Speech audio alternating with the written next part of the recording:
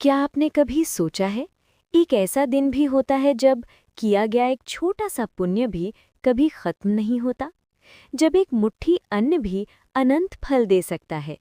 ये कहानी है एक ऐसे साधारण मनुष्य की जिसने अक्षय तृतीया के दिन किया एक छोटा सा दान और उसका फल पीढ़ियों तक बहता रहा।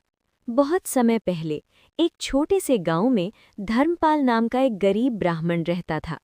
उसकी हालत इतनी खराब थी कि कभी-कभी उसे और उसकी पत्नी को भूखा ही सोना पड़ता था। लेकिन एक बात उसमें बहुत खास थी। वो कभी भी ईश्वर पर से अपना विश्वास नहीं खोता था। हर सुबह वो उठकर नदी किनारे जाता, सूर्य को जल अर्पित करता और कहता, हे प्रभु, मेरे पास देने को कुछ नहीं, पर मेरा विश्वास अक्षय बना रहे।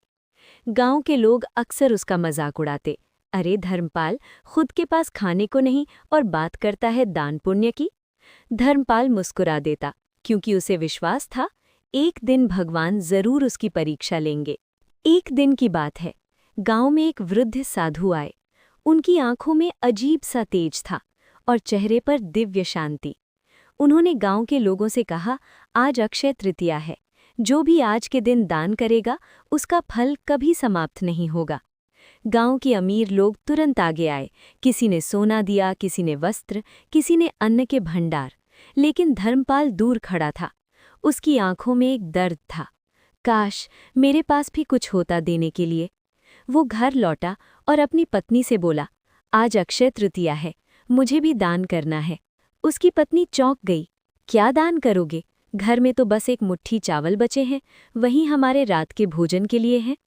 धर्मपाल कुछ पल चुप रहा, फिर बोला, अगर आज हम वही खा लें तो कल फिर भूखे रहेंगे, लेकिन अगर इसे दान कर दें तो शायद भगवान हमारे जीवन को बदल दे। पत्नी की आंखों में आंसू आ गए, लेकिन उसने बिना कुछ कहे वो चावल की मुट्ठी धर्मपाल को दे दी। धर्मपाल वापस उस साधु के पास पहुंचा। वहां बड़े बड़े दान हो रहे थे, सोने चांदी की चमक थी, लेकिन धर्मपाल के हाथ में बस एक छोटी सी मुट्ठी चावल थी। वो झिझकते हुए आगे बढ़ा और बोला, महाराज, मेरे पास देने के लिए बस इतना ही है। साधु ने उसकी ओर देखा और मुस्कुराए। उन्होंने वो चावल अपने हाथों में लिया और बोले, धर्मपाल, ये दान नहीं, ये तुम्हारा विश्वास है, और आज के दिन विश्वास से बड़ा कोई दान नहीं होता। जैसे ही उन्होंने वो चावल स्वीकार किया, अचानक वातावरण बदल गया। हवा में सुगंध फैल गई, आसमान में प्रकाश चमकने लगा। गांव के लोग आश्चर्य से देखने लगे।